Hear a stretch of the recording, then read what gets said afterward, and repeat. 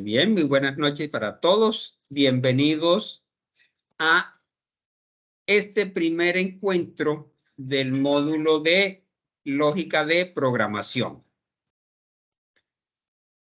En este momento les comparto escritorio para que empecemos inicialmente con algunos elementos generales de lo que es el módulo. Como sé que es para algunos es la primera vez, comentarles que hay una app para Android, para iOS, que pueden descargar desde su Play Store, llamada Canva Students. ¿Sí? Es una app gratis, con rol de estudiante, para que ustedes puedan configurarla. Buscan allí a la Fundación Universitaria Católica del Norte, van configurándola pasito a pasito y ahí pues automáticamente les va a aparecer los cursos, tendrán acceso para revisar foros, correos, entre otras. Entonces, decirles que está esa app, si no la conocían, la pueden buscar ahí en su Play Store y descargarla e instalarla para que tengan acceso permanente a la plataforma y puedan estar al tanto de lo que sucede. Algunos aspectos importantes, digamos, aquí está el programa, elemento de competencia, son 3 unidades, pero también les dejo aquí, les adicioné los documentos de estudio, ¿sí? En los cuales están desarrollados estos 3 elementos de competencia. Entonces están como unidad 1, 2 y 3, que la pueden descargar directamente para ver. Aquí están ejemplos, teoría, todo está aquí en esta parte, ¿sí? Lo pueden utilizar. En la parte de anuncio, pues está lo que es el mensaje de bienvenida y de aquí algunos aspectos importantes, como por ejemplo, cómo va a ser la calificación. Vamos a desarrollar la actividad 1, 20%, actividad 2, 20%, trabajo 1 y 2, 20%, y hay una evaluación en línea. La sumatoria de esto pues nos daría el 100%. Podemos trabajar en equipo de hasta 5 integrantes, no hay inconveniente con ello. Puede ser de 2, de 3, de 4 y hasta 5. Algunas fechas, iniciamos el 6, finalizamos el 31 de marzo. Hay una evaluación docente que la universidad realiza en cada ciclo, va del 3 al 31 de marzo y a partir del 5 de abril podrán consultar sus notas en el aplicativo Academusoft. Bien, se recomienda por lo menos ingresar una vez al día para estar al tanto y considerar todos los aspectos que tienen que ver contra el plagio y, como lo dice aquí, contra el orden académico. Pues eso está en el reglamento estudiantil. Aquí les dejo los datos de contacto. Así que para que lo tengamos allí presente. En anuncios también vamos a encontrar toda la parte de la programación de los encuentros sincrónicos. Vamos a desarrollar 5 encuentros, uno cada lunes, partiendo de hoy a las 8, el próximo 20 a las 7, el siguiente sería el 27 a las 8 nuevamente, el 3 a las 7 y el 13 a las 8 p.m. Estos son los 5 encuentros que están planeados para desarrollarse inicialmente. ¿Sí? Uno cada lunes, empezando hoy. También cada semana pues se les va a enviar un mensaje que resume lo desarrollado y lo que está para desarrollar en la semana. Entonces, a la hora de publicación, 8 de 21 estudiantes habían realizado su presentación, 11 de 21 habían hecho la evaluación diagnóstico y solo 2 estudiantes habían participado en el foro 1 a la fecha. Al momento de publicar es posible que ya hayan cambiado pues estos parámetros. ¿Qué tenemos para hacer en esta semana?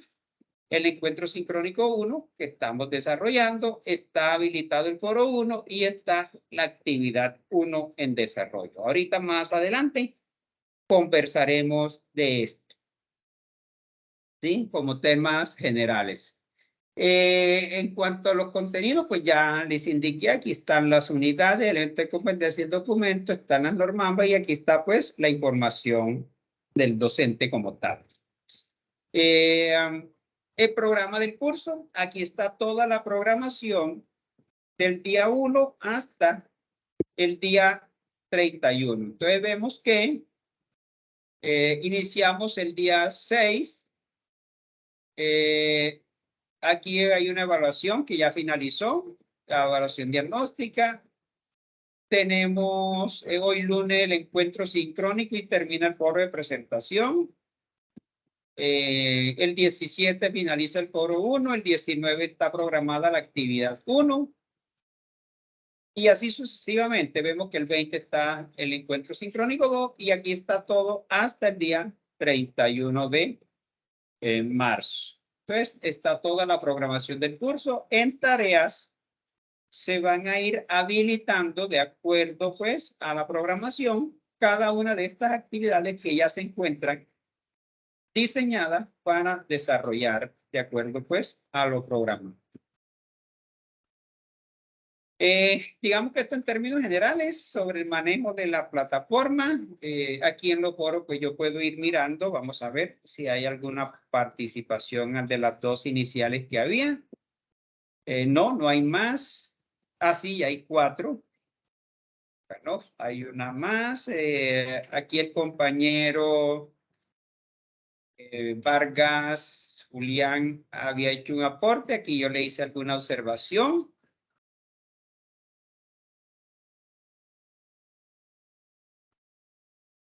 Aquí nos pide pues una explicación.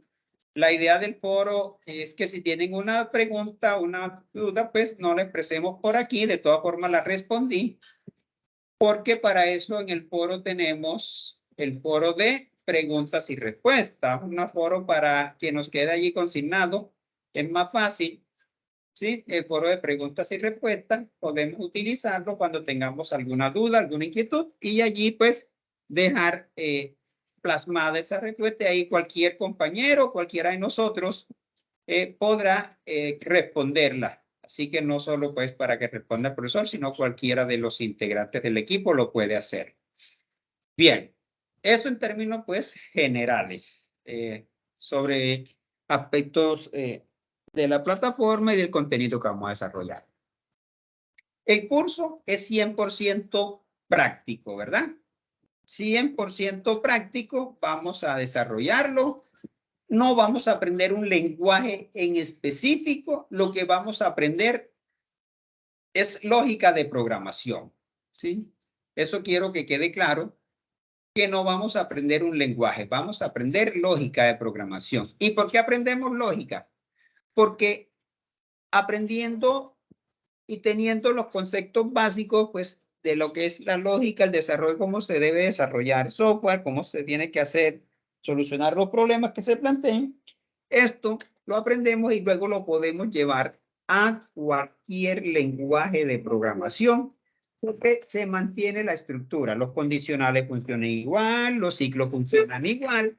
Entonces, lo que podemos hacer es aprender en este curso lógica y posteriormente, pues, ya lo llevarán a algún lenguaje. Ustedes van a ver lenguaje de programación orientado a objetos y programación web, algunos otros módulos como arquitectura del software, ingeniería de requisitos, ingeniería del software, entre otros, ¿verdad? Y allí, pues, lo van a llevar hasta esa parte. Bien. ¿Qué tenemos aquí como documento de estudio inicial? Que, insisto, está aquí en la página de inicio, unidad 1, pues, ¿qué tenemos? La definición y características, tipos de datos, ejercicio, instrucción, lectura, salida y asignación. Pues un módulo corto que vamos a empezar a explorar rápidamente. Me voy a detener, pues, en algunos aspectos muy precisos. La definición, pues, una serie de pasos organizados que describen el proceso que se debe seguir para dar solución a un problema.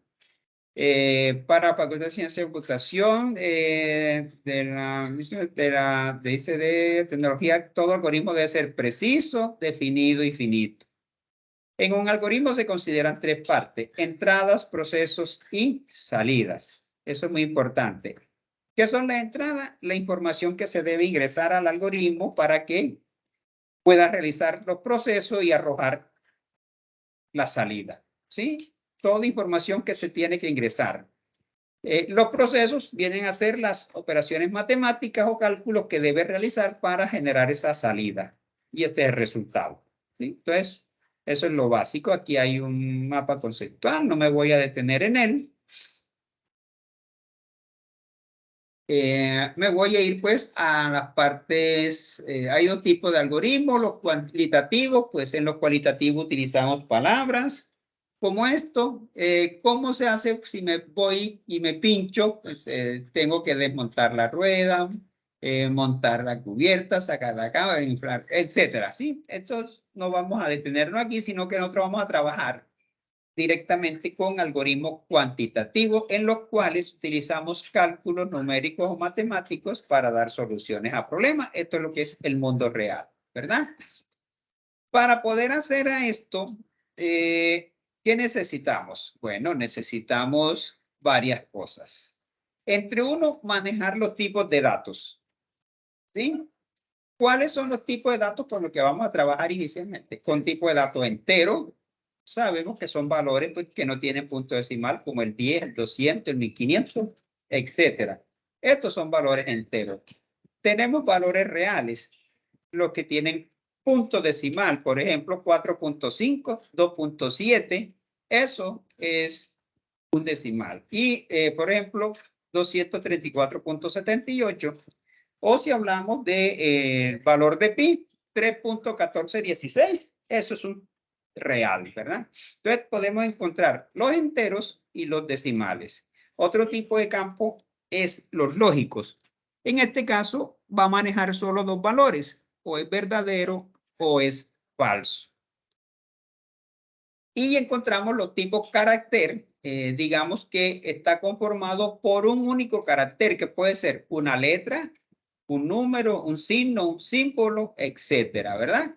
Y siempre debe estar entre comillas. Entonces, esto es un carácter, el arroba, el espacio en blanco que está aquí, ¿cierto? Un 1, eso es un carácter. Siempre que hablemos de un solo carácter, eso es, se maneja así. Y están los datos de tipo cadena. Una cadena puede ser un conjunto de letras, como los nombres de las personas, una dirección, ¿sí? Que tiene letras, números, signos, símbolos. Eso también considerado una cadena. Entonces, dentro de nuestro curso vamos a utilizar estos 5 tipos de datos: entero, real, lógico, cadena y carácter. ¿Sí? Hay otro tipo de datos que son estructurados, pero que no forman parte de nuestro curso, que son los arreglos, vectores y matrices, los registros, los archivos, los punteros. Y esto lo van a ver en sus cursos de estructuras de datos, tanto la estática como la dinámica. Así que no me detengo en esto. Y que son, encontramos los operadores, que son los que nos van a ayudar pues a configurar las diferentes expresiones o ecuaciones matemáticas que se requieran para dar respuesta a la necesidad de un problema. Entonces tenemos el operador más para la suma, resta, multiplicación, división, y la potencia la podemos representar o bien sea con el circunflejo o con un doble asterisco. Y tenemos el módulo. Módulo es el residuo. Y aquí de una vez explico para que se entienda un poco. Si yo digo 5, ¿verdad? Dividido, voy a colocar la división así, entre 2, ¿eso qué es? 2, y aquí me sobra un 1, porque 2 por 2 da 4, 4 menos 5 me da 1. Entonces, si yo digo, por ejemplo, matemáticamente o algorítmicamente hablando, que a X le voy a asignar 5 mod 2, entonces en X realmente va a ser igual a 1, porque lo que hace este operador es guardar el residuo, ¿sí? el residuo. Si yo divido 5 en 2, está 2 por 2, 4, quede 5, 1. Y ese residuo que queda allí, me lo guarda en X. Por ejemplo, si yo digo, no sé, voy a utilizar 23 en 4, por ejemplo. Entonces yo digo 23 en 4 está 5, por 4, 20, que de 23, 3. Significa entonces que en X me va a quedar almacenado el valor número 3. Esa es la funcionalidad del operador mod, que en algunos casos pues, es muy importante y se requiere usar para algún tipo de resultado específico, dependiendo pues de lo que se quiera hacer. Tenemos los operadores relacionales, el mayor, el mayor igual, menor igual, diferente e igual. Y lo lógico, el y, que es and, el o, el or, y la negación, que es el not. Esto, pues, digamos que para poder explicar cómo funciona esto, me voy a permitir aquí venir por aquí. No sé si todos se acuerdan de la tabla de verdad, cuando tengo verdadero, verdadero. Vamos a ver, vamos a configurarla así, verdadero, verdadero, verdadero, falso, falso, verdadero y falso, ¿verdad? Como para recordar esa parte. Aquí tengo el i. El i, estadísticamente, pues para lo que ya vemos, lo representamos aquí con el circunflejo, ¿verdad? Ese es el i. Entonces, si yo voy a validar que se cumpla, digamos que esto es A y que esto es B. Si yo voy a decir A y B, yo voy a buscar A y B, a poner esa mayúscula para conservar A y B. Entonces, tiene que cumplirse las dos condiciones, tanto A como B. Entonces digo, verdadero y verdadero me da verdadero. No, escape, verdadero. Verdadero y falso me va a dar falso. Falso y verdadero me va a dar falso. Y falso me da verdadero. ¿Verdad? Porque se cumple. De que ambas son. Ah, perdón, aquí falso. Falso y falso da falso. Eso para el caso de y. Pero si lo que voy a buscar es A, o la O la simbolizamos así, o B, sabemos que con una de las dos que se cumpla, si yo digo verdadero y verdadero, me da verdadero. Y si digo verdadero o falso, aquí me da verdadero igualmente. Si digo falso o verdadero, me vuelve a dar verdadero. Y la única forma en que falso es esta. Eso es los operadores lógicos. Conservan exactamente la misma. El y el o. Ya la negación, pues si yo voy a negar a, como ahí está verdad, sería falso, falso, verdadero y verdadero. Estoy negando a. Eso es básicamente, pues, cómo funcionan los operadores y, o y la negación. Como un recorder, y por supuesto, porque ya todo esto lo manejamos. Tenemos una variable constante, pues, como su nombre lo indica, pues no cambia. Es fijo ese valor. Por ejemplo, aquí le asigno 100, allí le asigno 4556, a nombre le asigno Juan José, a seguir le asigno B. Eso es básico. Están las variables, que es lo inverso, es un ente o que puede cambiar durante la ejecución del algoritmo. ¿Sí? Entonces ya no se mantiene un valor fijo, sino que va variando. Bueno, aquí hay algunos conceptos que no me voy a detener para que no se nos vaya demasiado extenso. Ustedes lean. Nosotros vamos a trabajar el concepto de pseudocódigo. El pseudocódigo, pues, es una construcción en un lenguaje natural en español que utilizamos para aprender lógica de programación, y lo vamos a hacer con el interpretador de pseudocódigo PCI. Ahorita pues les hablaré de eso. De momento pues lo vamos a dejar ahí quieto. Y inicialmente, pues, vamos a hablar de las instrucciones de lectura, salida. Bueno, esto lo voy a dejar para el próximo encuentro, la verdad, porque hoy no lo vamos a utilizar, ¿sí? No vamos a utilizar esto de momento en este primer encuentro ni para la primera actividad. Entonces, vamos a dejarlo hasta aquí para no meternos. La próximo lunes hablaremos de las instrucciones de lectura, salida, asignación y exploraremos lo que son los condicionales y ciclo que están en la unidad 2. ¿Sí? La unidad 2 tiene dos temas, condicionales y ciclos. Dentro del condicional vamos a ver los simples y compuestos, los anidados, los múltiples, y dentro de los ciclos vamos a hablar del para, el mientras, el repetir, y sería todo, pues, lo referente al elemento de competencia 2. Entonces, para que los vayan, por favor, leyendo, estudiando. También decirle que si dentro de la semana, dentro del proceso de lectura que estén realizando, hay inquietudes, pues hay dos medios para comunicarse. Uno es el foro de dudas, preguntas y respuestas, que está aquí creado, preguntas y respuestas.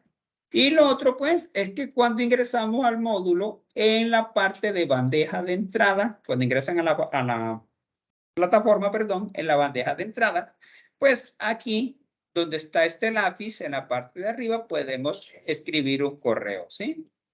Pues si tienen varios cursos, aquí les va a aparecer, aquí seleccionamos el curso, yo diría aquí, por ejemplo, lógica de programación, y aquí pues para quién va. Si digo profesores, solo estoy yo, y si digo alumnos, vamos, si tomo alumno, pues aquí me aparecen alumnos y puedo escoger o indicar que son todos los alumnos, ¿verdad? Y lo demás, pues el tema, el mensaje, incluso se puede apuntar un archivo en caso de ser necesario para despejar alguna inquietud. Entonces, tienen dos formas. Está el foro de preguntas y respuestas y está la parte del correo de la plataforma. Sí, son los medios oficiales por los cuales podemos trabajar. Bien, vamos entonces a entrar, y para este primer encuentro sincrónico, les tengo entonces un ejercicio preparado que va de la mano con la actividad que vamos a desarrollar.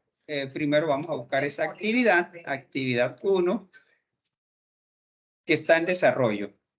¿De qué se trata? Hay un problema planteado, ¿sí?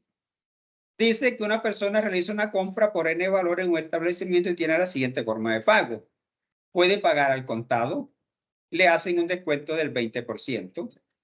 Puede ser a crédito a 15 días, tiene un incremento del 10%.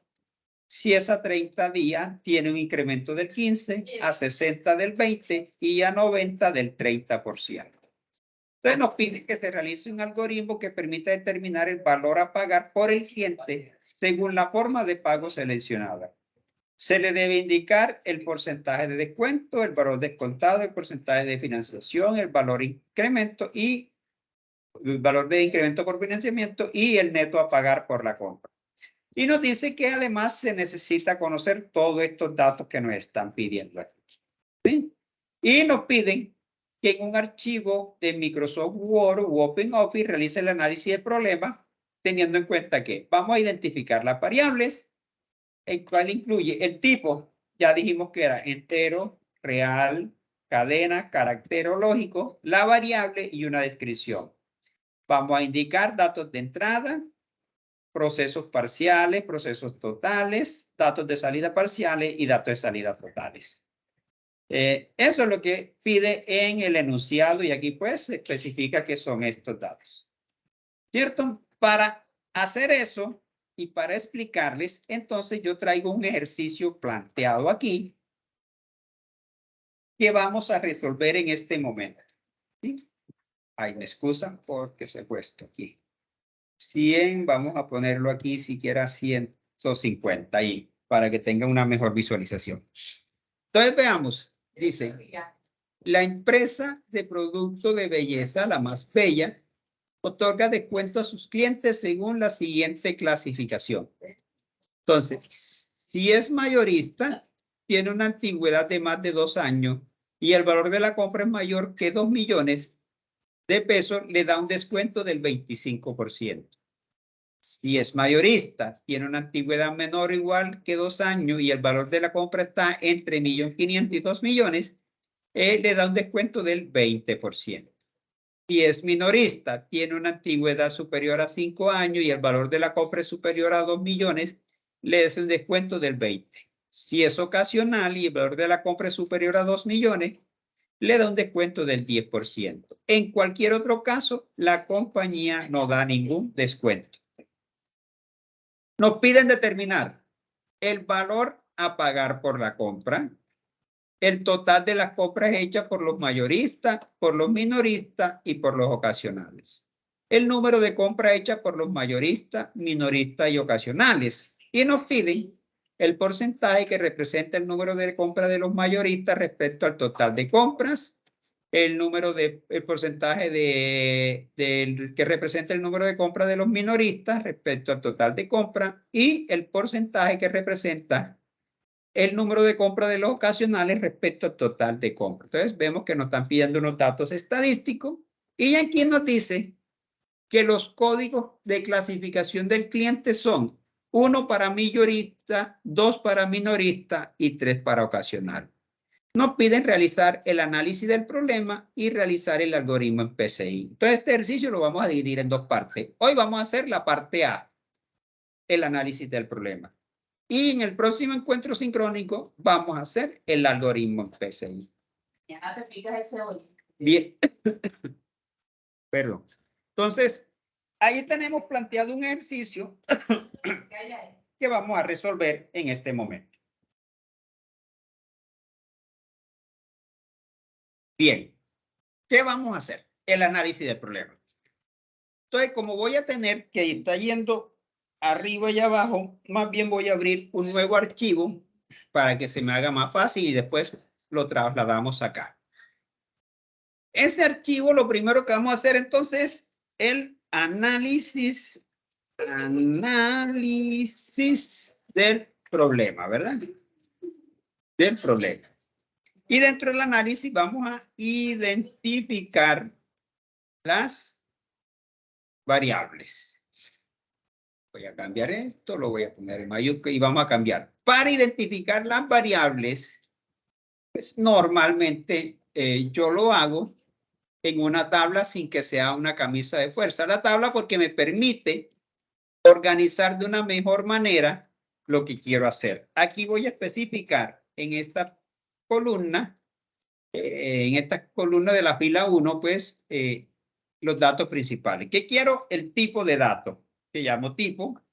Aquí la variable y acá una descripción que sirva para que cualquier persona que lea pueda entender, comprender a qué nos referimos con cada una de las variables que utilicemos.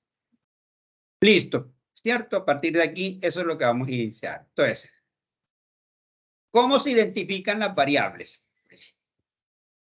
De la forma en que voy leyendo el problema, lo voy comprendiendo, se sugiere leerlo varias veces para tener claridad sobre lo que pide. Entonces yo empiezo.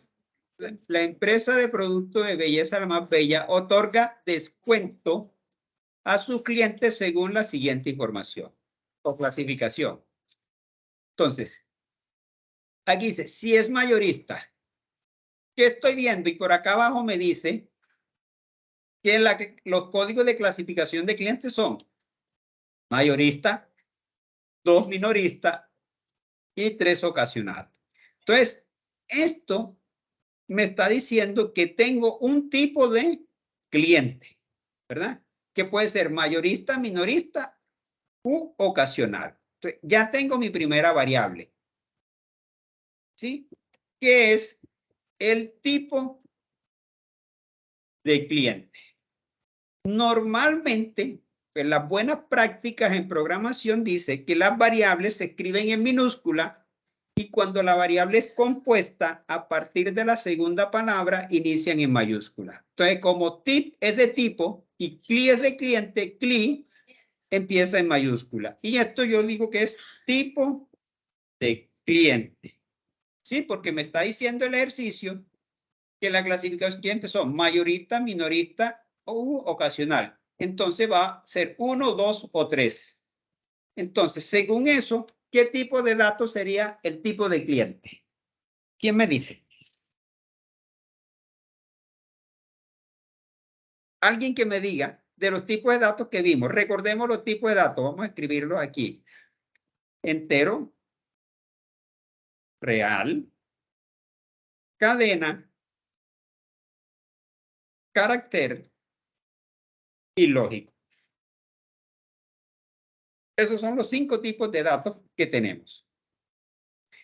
¿Qué tipo de datos sería tipo cliente? Carácter. Carácter. ¿Por qué?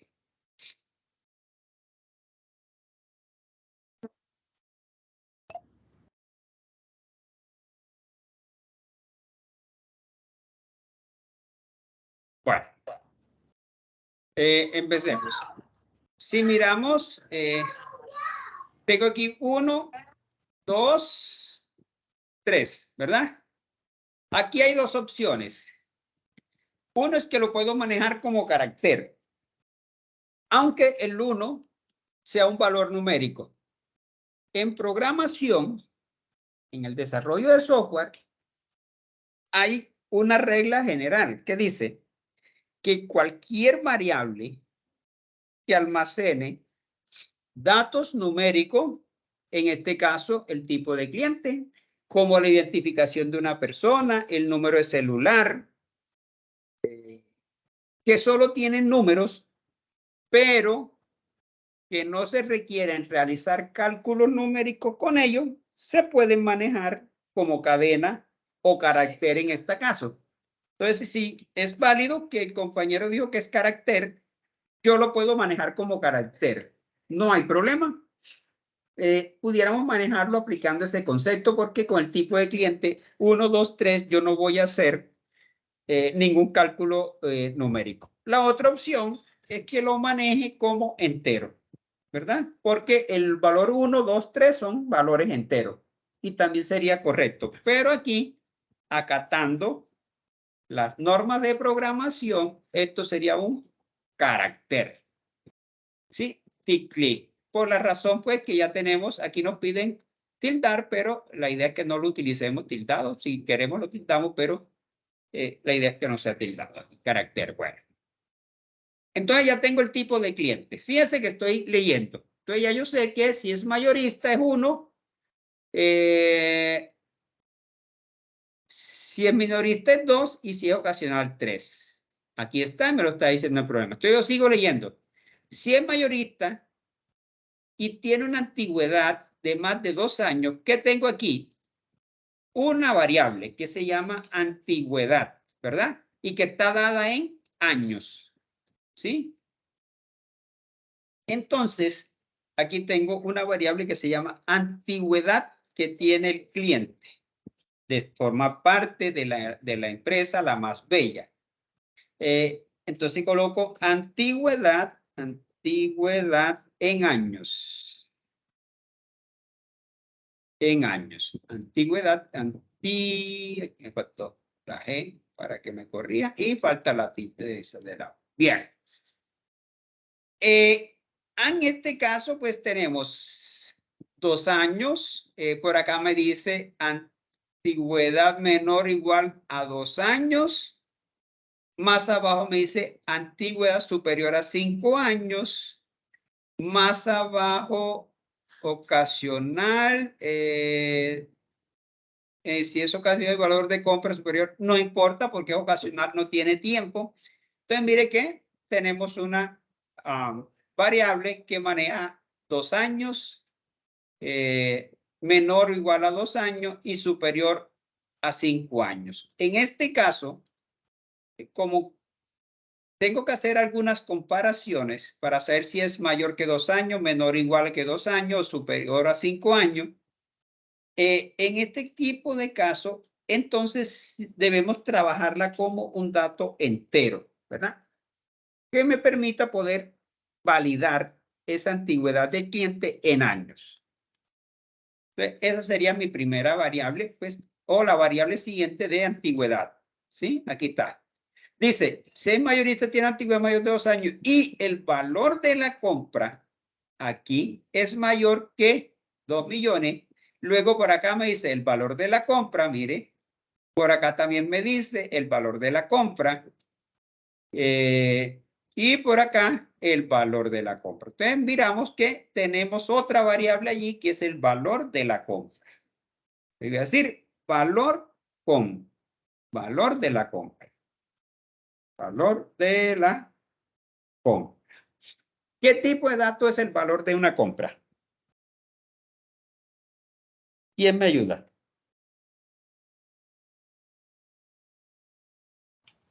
Es un Real. real.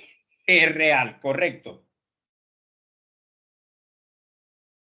Siempre que trabajemos una variable que almacene valores referentes a dinero, porque cuando vamos del valor de la compra, vamos de dinero, eso sería un real. En nuestro medio, el peso colombiano, pues no es tan significativo el centavo, ¿verdad? Que vendría a ser como la parte decimal. Pero si hablamos de monedas como el dólar, el euro, la libra, el franco suizo, entre otros, el centavo sí tiene un alto valor. Entonces, por eso vamos a definir el valor de la compra como un real. Entonces ya voy por aquí. Dice, el mayor que da 2.000 pesos tiene un descuento del 25. Y veo aquí, descuento, miren. Por acá también tengo descuento del 20. Por acá también tengo descuento del 20. Por acá tengo descuento del 10. Y ningún descuento. ¿Sí? Entonces aquí automáticamente tengo otra variable que se llama descuento. Descuento al cliente. O descuento por la compra, no sé, descuento. Pero ese descuento más bien, ¿qué es? ¿Me lo están dando en qué? En porcentaje, ¿verdad? 25, 20, 20, 10 y aquí no hay. Entonces más bien lo voy a llamar como porcentaje de descuento. ¿Sí? ¿Qué es lo que voy a determinar ahí? Porcentaje de descuento. Un porcentaje, pues recordemos, el porcentaje está en el rango de 1, 100. Y de 1 a 100, pues hay muchos valores. Por ejemplo, el 20.5 puede ser 20.5%. Por lo tanto, siempre que hablemos de porcentaje de descuento, también debe ser de tipo real. ¿Verdad? Porque puede tener punto decimal. Bien. Entonces seguimos mirando. Descuento del 25, 100 mayorista, 20. Bueno, ya aquí terminamos hasta aquí. ¿Cierto? Esta primera parte. Ya obtuvimos de aquí todas las variables de allí. Pero si yo tengo un porcentaje de descuento que va en torno al valor de la compra y a la antigüedad, entonces debo calcular el valor a descontar, ¿cierto? Porque si tengo el porcentaje del 10, entonces tengo que calcular el valor del 10%. Entonces, valor del descuento. Esta variable sale entonces del análisis que si tengo un porcentaje que puede ser de 10, puede ser de 25, 20, 10 y 0, entonces tengo que calcular el valor. Y ese valor, pues si porcentaje real y valor de la compra real, el valor de descuento también lo será. Listo. Entonces dice, adicional dice, determinar el valor a pagar por la compra. Entonces, si yo tengo un valor de la compra, a mí me dan un porcentaje, yo calculo el valor a descontar, tengo que decir cuál es el valor a pagar, ¿cierto? Valor a pagar por la compra. Y si hablo de dinero, pues ya sabemos que esto es real siempre. Valor por pagar o para pagar. Listo. Entonces, el valor total de las compras hechas por los mayoristas. O sea, aquí me están pidiendo que determine cuál es el total de las compras que hicieron los mayoristas. Pues si yo tuve 10 compras al día que hicieron los mayoristas, ¿cuánto dio esa cuenta?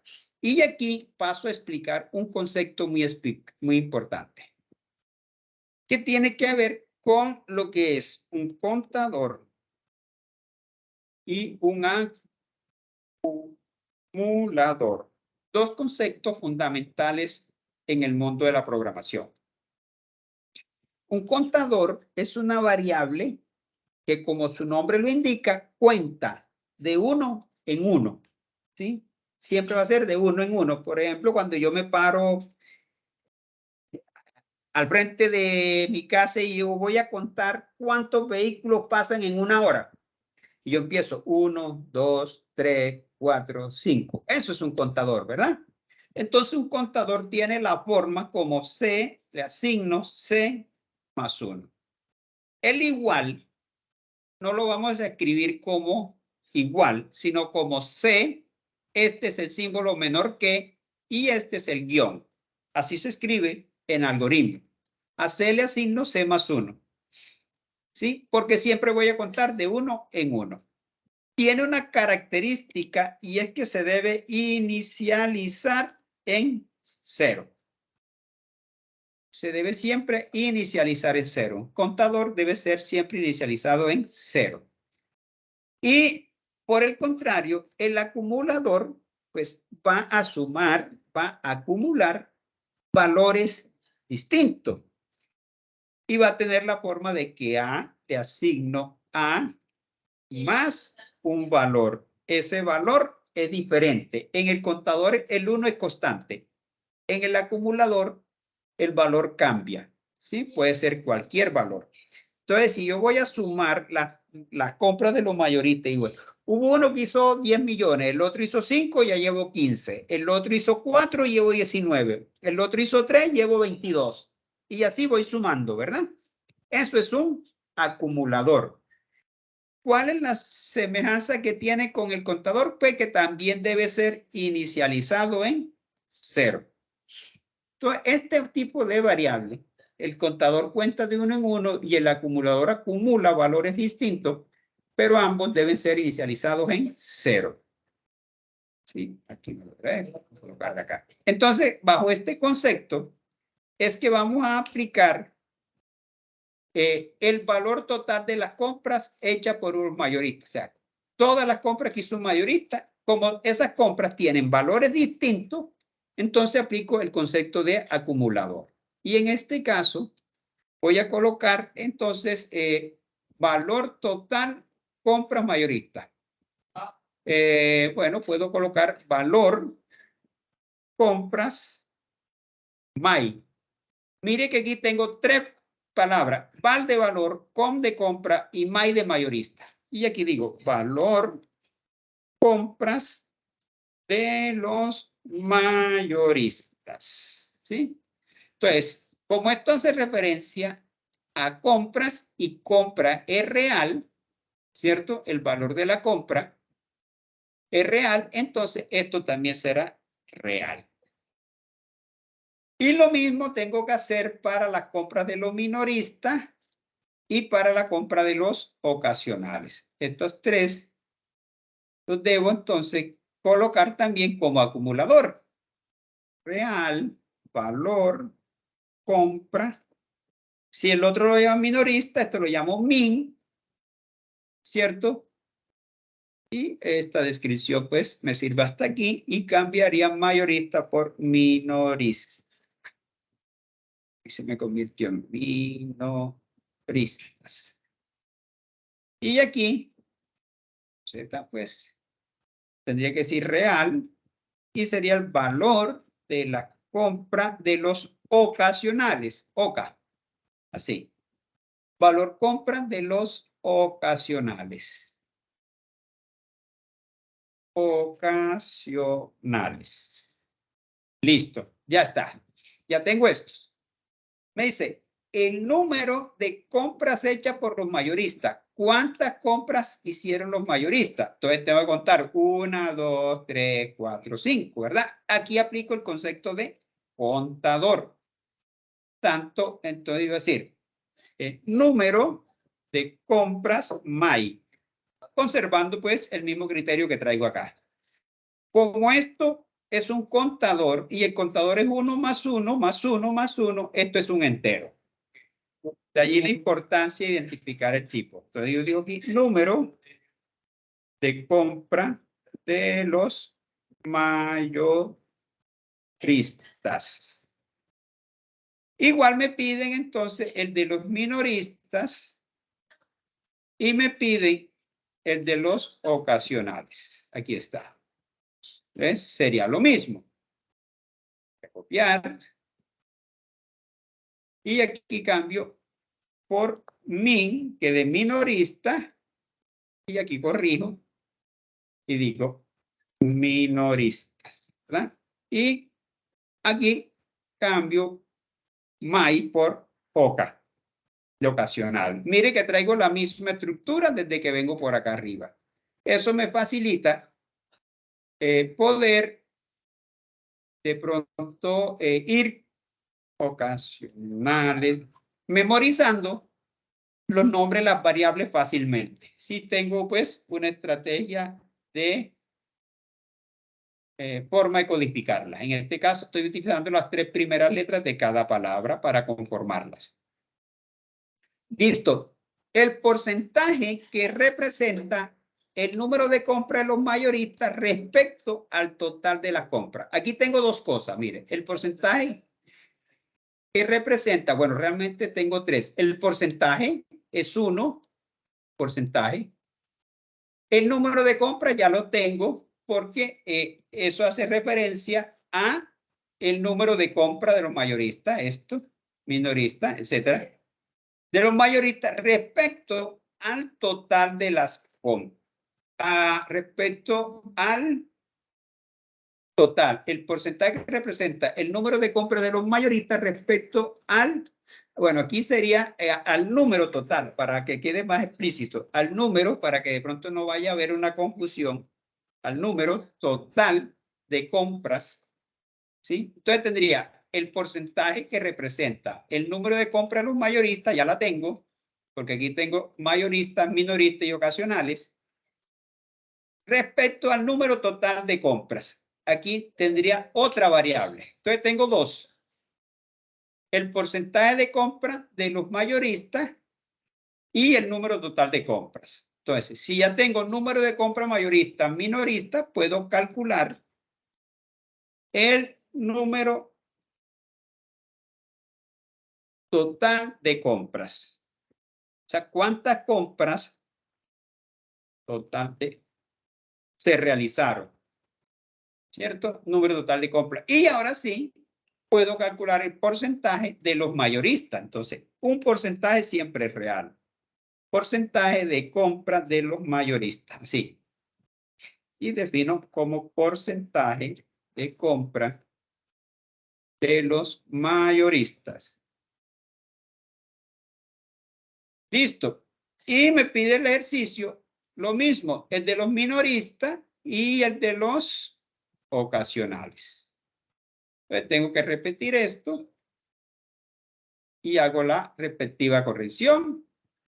Y aquí cambio por min. Mire que es muy fácil hacer esto. Minorista y ocasionales. Aquí simplemente cambio.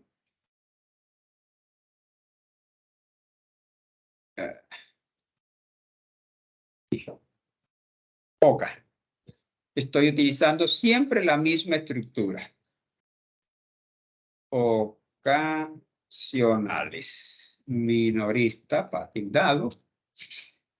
Del minorista. Bueno, de los minoristas. De los ocasionales.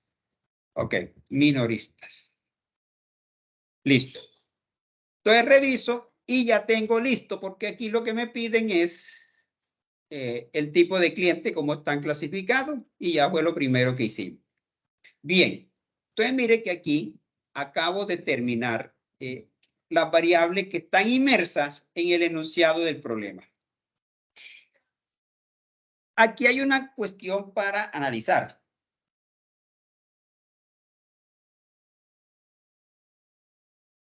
Estamos haciendo y tenemos identificada esta variable, tipo de cliente, la antigüedad, el valor de la compra, porcentaje de descuento, valor a pagar, valor de la compra de los mayoristas, de los minoristas ocasionales, número de compra mayoristas, minoristas ocasionales, el número total de las compras, el porcentaje de compra de los mayoristas, minoristas ocasionales. El enunciado algunas veces no muestra toda la información.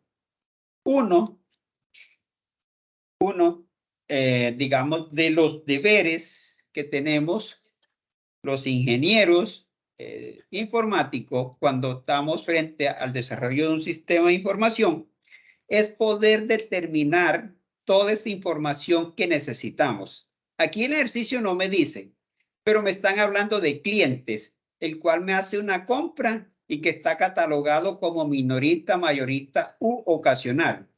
Por lo tanto, aunque el problema no me lo diga aquí, no esté, yo tengo que identificar al cliente, ¿verdad? Necesito identificar al cliente para saber a quién le estoy haciendo el descuento, cuál es el valor de descuento y cuánto me debe pagar. Porque no puedo dejarlo, pues, sin identificar. Por tal razón, aquí debe haber la identificación del cliente, al menos debe haber un apellido del cliente y por lo menos los nombres del cliente. Al menos esos tres datos. Sí, porque en la vida real, en un sistema de información real, pues al cliente se le toma el número celular, se le toma dirección, se le toma correo electrónico, en fin, se le toma cualquier cantidad de información con la cual pues se puede tener una información completa, pero digamos, para efecto práctico, vamos a utilizar solo estos tres datos. La identificación, como les comenté, viene a ser de tipo cadena, solo almacena números, pero no vamos a hacer cálculo con ella. El apellido y nombre, pues, serían de tipo cadena. Entonces digo aquí, identificación del cliente.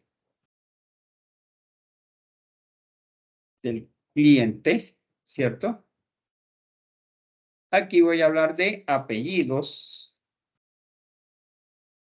del cliente y acá estoy hablando de nombres del cliente. Al menos esos tres datos me sirven para identificar básicamente a un cliente que el problema no me lo está dando, pero que yo necesito tenerlo presente para poder saber a qué cliente le estoy haciendo qué tipo de descuento y que eso me pudiera quedar almacenado en la base de datos. De hecho, pues nosotros inicialmente no estamos trabajando y no vamos a trabajar con base de datos. Solo nos interesa la parte de lógica y lo hacemos solo con variables. Ya más adelante, pues, ustedes irán profundizando en sus cursos respectivos. Bien. Si ya tengo esto, pues lo que sigue es, luego de la identificación, es determinar los datos de entrada. Voy a copiar todo esto para llevármelo para allá. Y lo voy a colocar aquí. Vamos a identificar ahora cuáles son los datos de entrada. Entonces, ¿qué me dice? ¿Cuáles son los datos de entrada? Dice, solo relacionar las variables separadas por coma según la identificación de estas. ¿Y qué me dice la unidad 1? Cuando vimos por acá, datos de entrada. Información dada al algoritmo, es decir, toda aquella información que debemos ingresarle al algoritmo. Y ahora la pregunta es, de todas estas variables que están aquí, ¿qué necesitamos digitar como usuario del sistema de información para que el algoritmo nos pueda hacer los respectivos cálculos? ¿Quién me ayuda?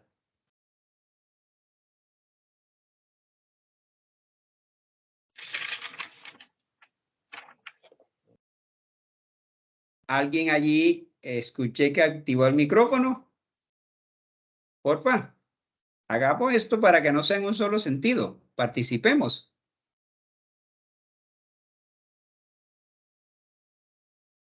¿Cuáles de estos datos necesitamos ingresar, digitar, si se quiere así, para que él nos pueda hacer los respectivos cálculos que se están pidiendo?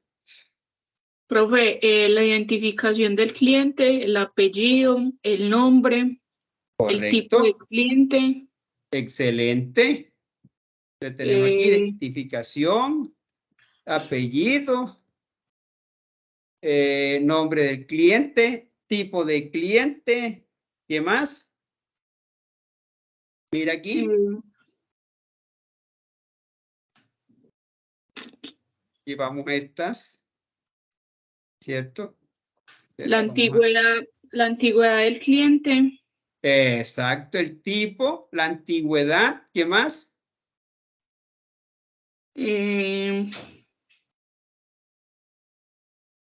Vamos a anotarla aquí. El tipo ya, antigüedad del cliente.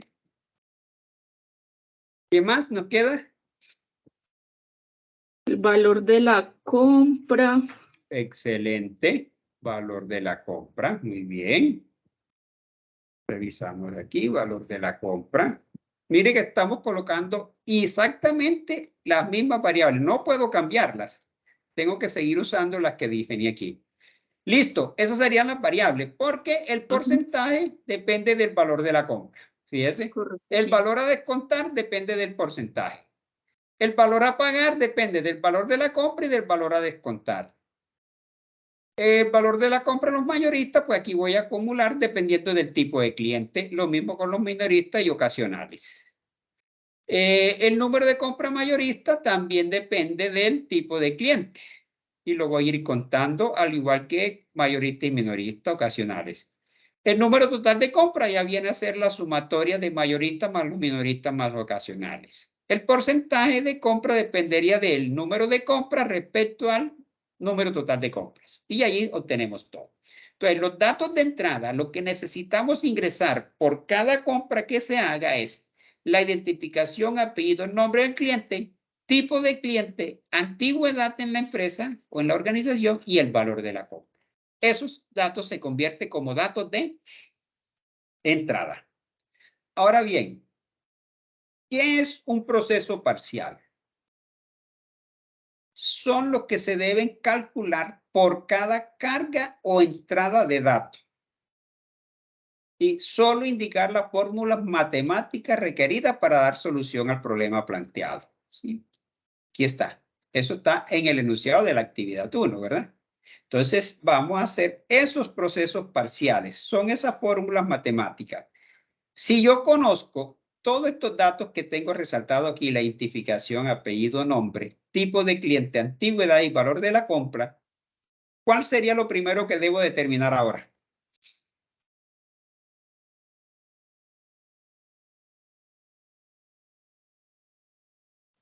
El porcentaje de descuento, Exacto. Lo primero que voy a calcular o a determinar en este caso es el porcentaje. Lo voy a resaltar con otro color distinto.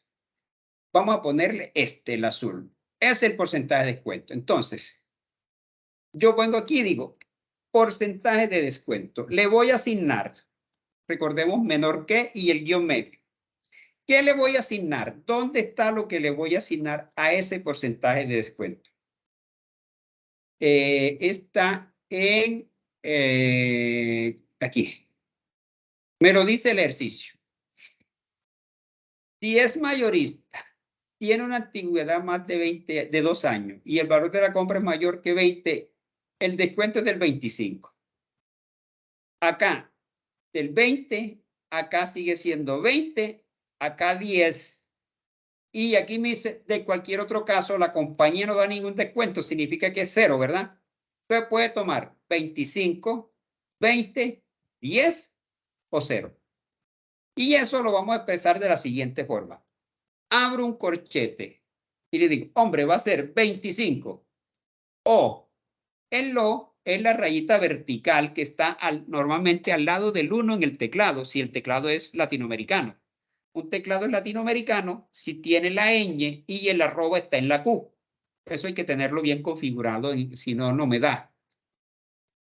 25, 20 o 10 o 0. ¿Cierto? ¿Recuerdan la tabla de verdad que vimos? Aquí en Excel. O. Este sí, este es O.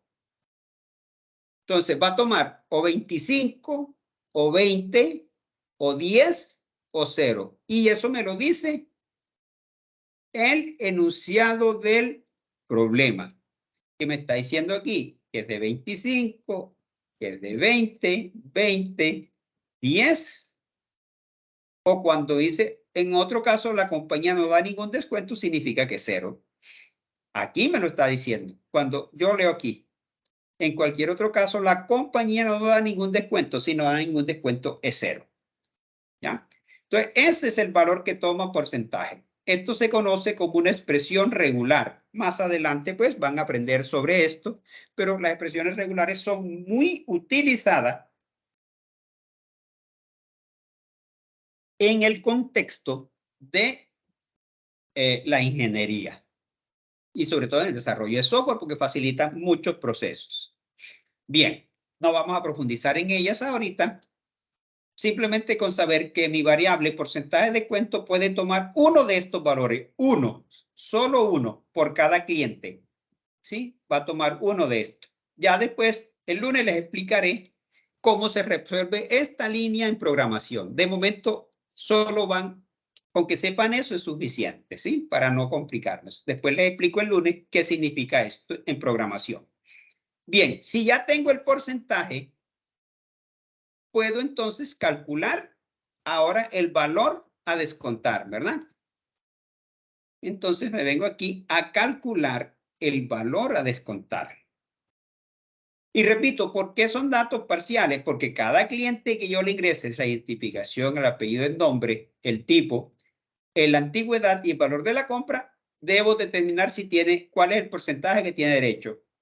Si ya identifiqué su porcentaje, tengo que calcularle el valor a descontar. Ese valor viene a ser el valor de la compra, que es un dato de entrada, este que está acá, por el porcentaje de descuento, este señor que acabamos de determinar aquí, que va a tener uno de estos valores, y todo eso dividido en 100.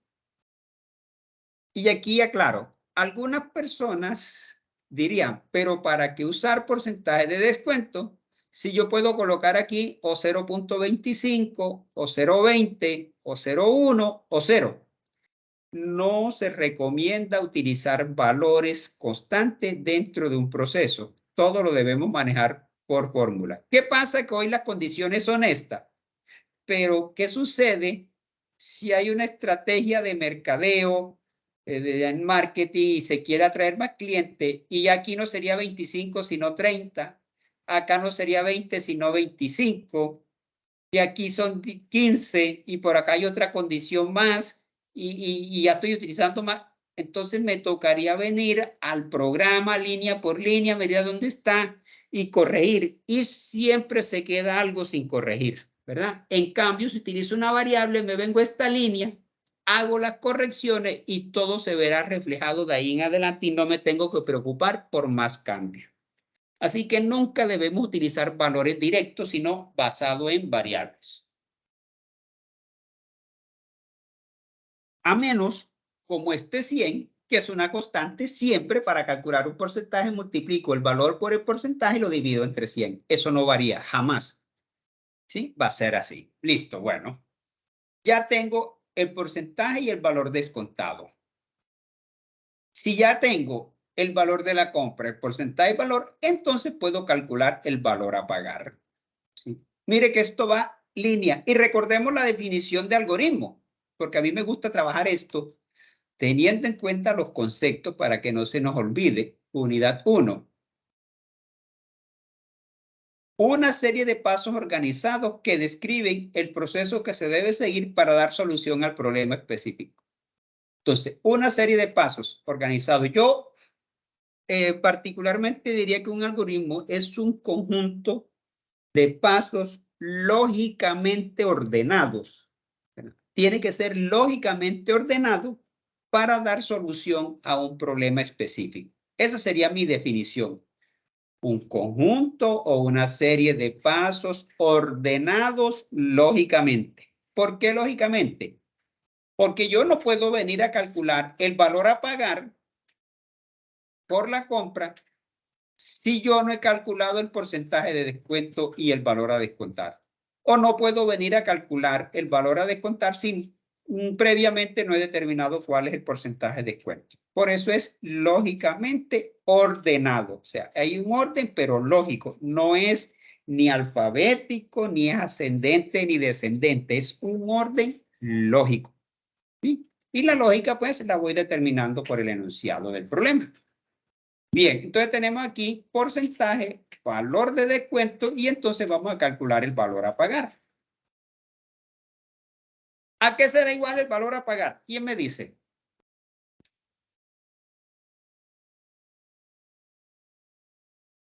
Si una persona llega y hace una compra por 100,000 pesos y yo le hago un descuento del 10% que viene a ser 10,000 pesos, ¿qué debe pagar? Sería el valor de la compra menos el valor del descuento. Excelente. Valor de la compra menos el valor del descuento. Ese es el valor que tiene que pagar el cliente.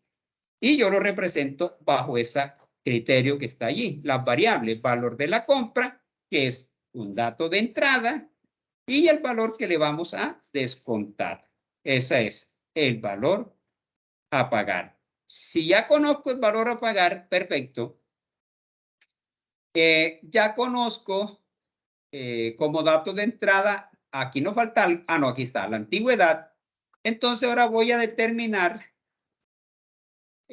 voy a acumular, dice, valor de la compra de los mayoristas. Ya les había explicado que en el caso del valor de la compra de los mayoristas vamos a utilizar el concepto de acumulador, porque voy a acumular el valor de la compra y cada cliente que llegue va a tener un valor distinto y que esa variable debe ser inicializada en 0. Por lo tanto, aquí voy a decir valor, la variable reviso es valor compra mayorista. Voy a decir valor compra mayorista. Lo primero que voy a hacer es asignarle 0. Ya, eso me dice el enunciado. Y luego aplico, voy a reemplazar la A por mi variable y valor por la variable que quiero acumular. En este caso sería valor compra mayorista, le asigno valor compra mayorista más lo que quiero almacenar en ella, que es el valor de la compra. Entonces voy a decir valor compra mayorista. Le voy a asignar valor compra mayorista más lo que quiero guardar, que es el valor de la compra. ¿Cierto? Eso me va a permitir calcular el total de las compras de los mayoristas. De la misma forma, entonces, voy a hacer lo de minorista y lo de ocasional. Estas tres. Entonces, como aquí tengo la estructura, pues la copio para hacerlo más fácil. Recuerden que si copia, cuidado en corregir minoristas, porque esto es lo mismo, minorista y valor de la compra es la misma, porque para todo es la misma. Y el otro sería el ocasional. Mire, oca. Y aquí cambio por ocasional. Aquí cambio por ocasional. Y ese es lo mismo. Entonces ya tendría el valor de la compra de los mayoristas, de los minoristas y de los ocasionales. Voy por aquí. Ahora me dice, también necesitamos conocer el número de compra que hicieron los minoristas, los mayoristas y los ocasionales.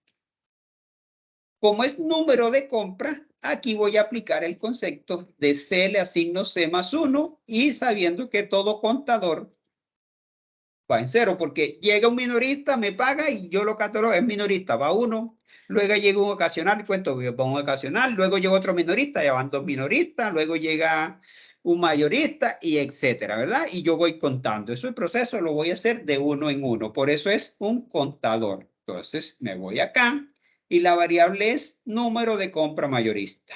Entonces, digo aquí, número de compra mayorista, lo primero es asignarle 0.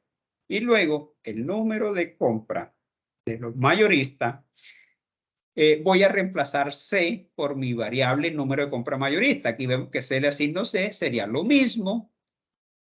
Número de compra de los mayoristas más 1, porque el 1 es constante. Y hago como en el caso anterior, copio y reemplazo mayorista por minorista. Aquí hago lo mismo. Minorista y hago lo mismo aquí. Minorista. Y tendría que hacer lo mismo para los ocasionales. Ocasionales. Haría lo mismo para los ocasionales aquí y aquí. Y ya está. Entonces ya tengo listo estos otros 3 procesos, miren. Ahora, ¿cuándo conozco el número total de compra? ¿Cuándo lo puedo calcular? ¿Quién me ayuda? ¿Cuándo puedo calcular el número total de compra? Profe, cuando ya tenemos el número de compras de mayoristas, minoristas y ocasionales. Exacto. Entonces, la definición nos dice que debo tener en cuenta los procesos totales. Son todos aquellos datos que se deben, perdón, procesos totales. Son todos aquellos datos que se deben calcular cuando se finaliza la entrada de datos y tiene la particularidad que solo se realizan una sola vez.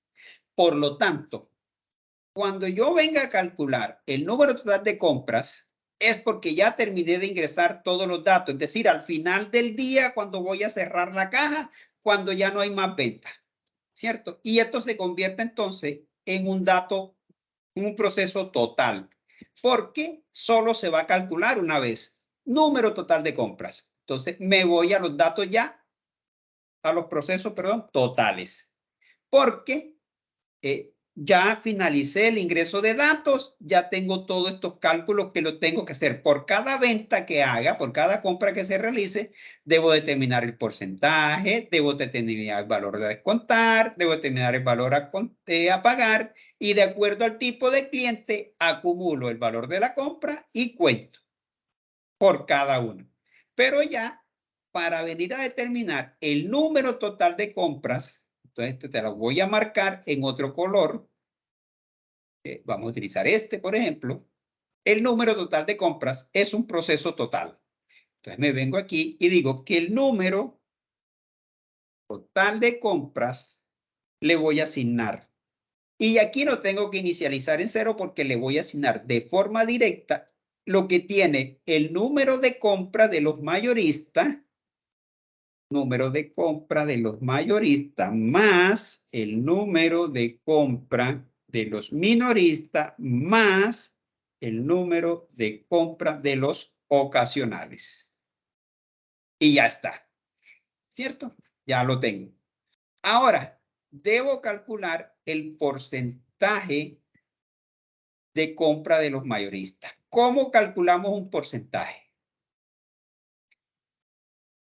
Si yo tengo un valor total, digamos 1000, para colocar un ejemplo fácil, 1000. Y tengo un valor parcial, digamos 320. A mí me dice, ¿cuál es el porcentaje que representa el 320 respecto al 1000? Entonces yo siempre digo lo siguiente, si 1000 equivale al 100%, entonces 320 equivale a qué, ¿verdad? Perdón, equivale a qué. Y aquí planteamos lo que se conoce una regla de 3.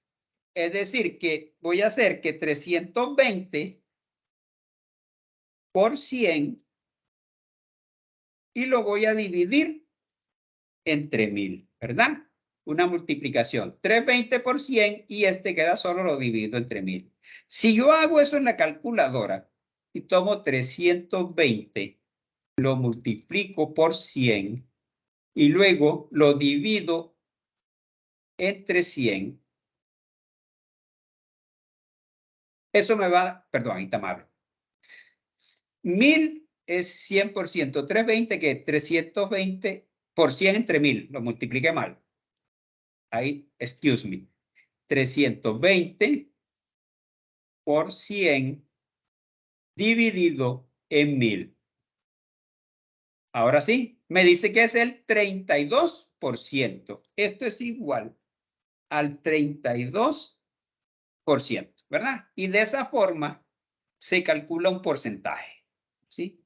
Necesito conocer un dato total que equivale al 100% y un dato parcial al cual le voy a buscar, y eso lo planteo como una regla de 3. Ahora, yéndonos a nuestro problema, voy a calcular el porcentaje de compra de los minoristas, de los mayoristas, perdón, que es el que tengo seleccionado. ¿Cuál es mi dato total? Ajá, acabo de calcular el número total de las compras, ¿verdad? Y voy a calcular el número, el porcentaje de las compras de los mayoristas. Porcentaje de compra de los mayoristas. Entonces, voy a decir que si acá, aquí, ¿cuál es mi dato total? Sería el número total de compras que acabamos de calcular acá. Este número total de compra. Ese sería mi 100%. Entonces, esto equivale al 100%. Y entonces, ¿a qué equivale el número de compra de los mayoristas? Que es esto que tengo aquí. Entonces, aplico la misma estrategia. Número de compra de los mayoristas, ¿a qué equivale? Entonces equivale a multiplicar el número de compra de los mayoristas por 100 entre el número total, ¿verdad? Y ya lo tengo. Entonces yo voy a decir aquí que el porcentaje de compras de los mayoristas le voy a asignar el número de total de compras multiplicado por 10, dije. Vamos a ver. Por 100. Dividido entre el número total de compras. Número total de compras. Aquí está. Vamos a separar esto para que tenga mejor presentación. Exacto. Si ya tengo el primero, los demás son iguales. Simplemente voy a reemplazar en la fórmula por las respectivas variables. ¿Sí? Esto es lo mismo, lo copio y ya no sería mayorista, sino minorista. El número total de compra es igual para todo y el número total de compra, aquí está malo. Aquí el número de compra, aquí está malo. Aquí el número de compra de los mayoristas. Ahí me equivoqué al escribir. Corrijo y acá también. Corrijo. Aquí es más minorista en este caso. ¿Sí? Entonces, número total de compra, perdón, porcentaje de compra de los mayoristas es el número de compra de los mayoristas por 100 entre el número total de compra. El porcentaje de compra de los minoristas es el número, aquí veo alta, número compra. Las variables tienen que ser exactamente la misma, al igual acá. Se llama así, número compras. Escape, no sé qué me está diciendo aquí. Vamos a mirar que esté correcto. Número compra mayorista. Bueno. Entonces ya tengo corregido y lo mismo haría para el porcentaje de la compra de los ocasionales. Y acá sería ocasionales. Listo, ¿verdad? Ya tenemos esto. Si revisamos, ya terminé la tabla. Todo lo tengo listo, calculado. Bien. Entonces tengo unos procesos parciales, miren, varios. Tengo unos procesos totales, 4. Y ahora lo que nos queda es determinar cuáles de estos datos son los datos de salida parciales. Es lo mismo.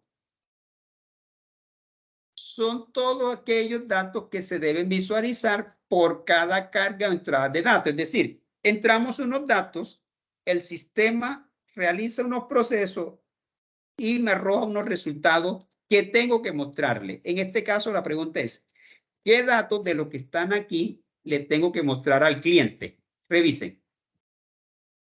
Lo verde no, porque lo verde es los datos de entrada, ya los conocemos. De lo que está en azul y naranja, ¿qué información les debo mostrar?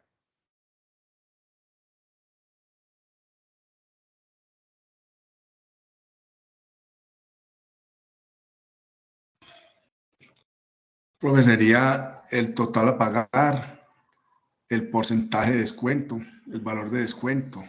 Ok. Sí, serían esos 3 datos iniciales, ¿verdad? Esos serían los datos parciales a un cliente que le interesa conocer el porcentaje de descuento, el valor a descontar y el valor que él debe pagar. Porque lo demás no le interesa conocerlo. Serían unos datos para la compañía. Entonces, nos venimos acá. En los datos parciales digo porcentaje de descuento, valor a descontar y valor a pagar, VALPAC. Ya me acordé. Valor a pagar, así. De esa forma, fue como lo definimos, valor a pagar. Perfecto. Los demás datos que me quedan aquí, si ya estos son los únicos parciales, los demás se me convierten en totales. ¿Por qué? Porque yo solo coloco el valor de la compra que hicieron los mayoristas, minoristas y ocasionales al finalizar el día. Igual el número de compra, igual el número total de compra, igual el porcentaje que representa cada uno de estos. Entonces, todos estos datos de aquí para abajo, valor compra mayorista, minorista, hasta aquí se me convierte en datos de salida totales. Todos ellos. Control N. A quitar. Y esto lo separo con comas únicamente. Mire que no tengo que hacer más nada. ¿Sí? Más nada. Más nada. Simplemente separar.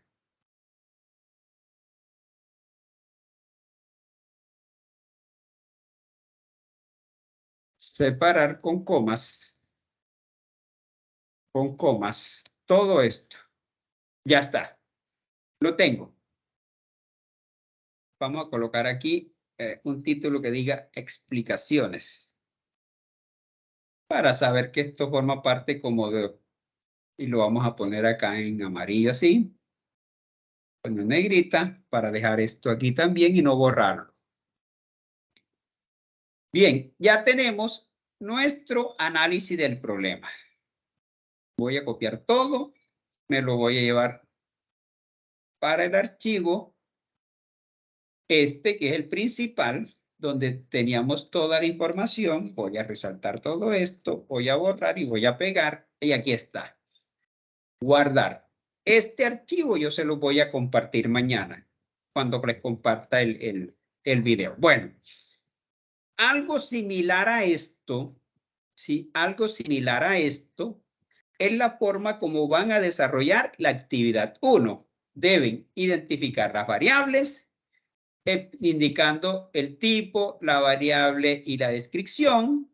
Luego van a relacionar los datos de entrada, que son estas mismas variables, pero aquellas que se requieran ingresar al algoritmo como datos de entrada para que él pueda hacer los cálculos. Luego van a determinar los procesos parciales aquellos cálculos que se realizan por cada vez que yo ingrese estos datos de entrada.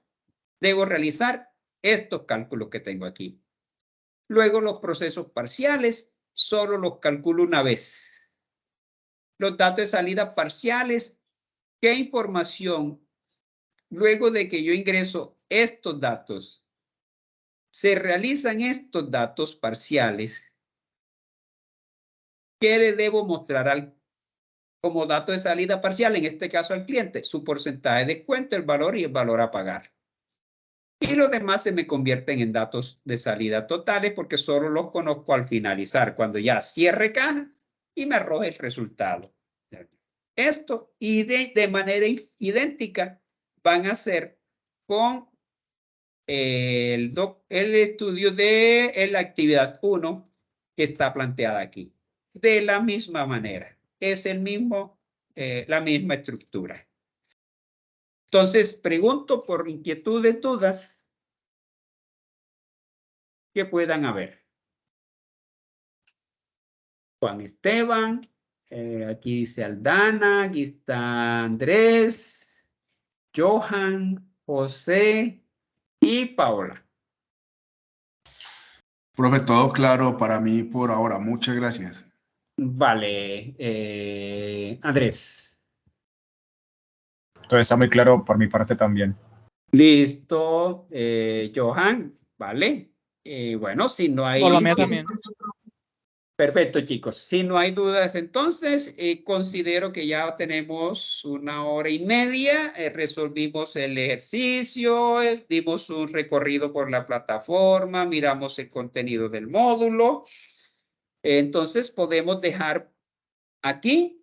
El próximo lunes vamos a aprender ya con el análisis hecho cómo programarlo.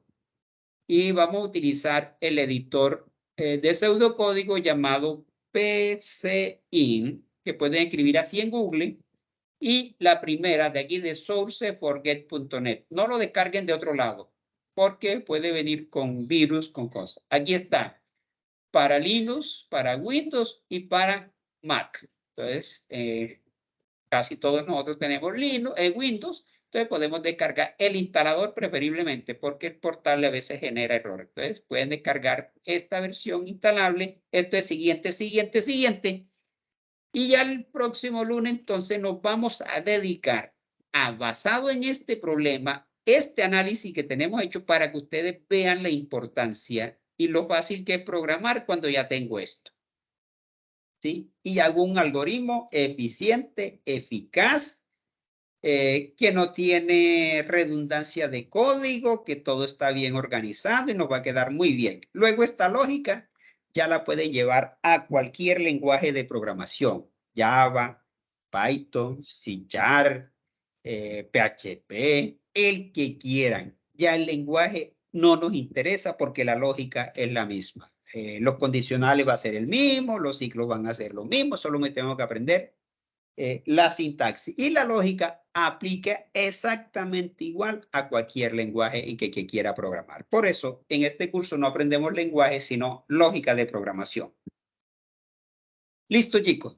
Esto sería todo por hoy. Feliz noche, gracias por asistir. Y en el día de mañana les estaré publicando el video y el ejemplo que acabamos de hacer. Va a estar en anuncios como socialización del encuentro sincrónico 1 y en el foro general y encuentro sincrónico. Feliz noche para todos. Que descansen. Hasta luego, profe. Hasta Feliz noche, luego. gracias. Gracias. Chao.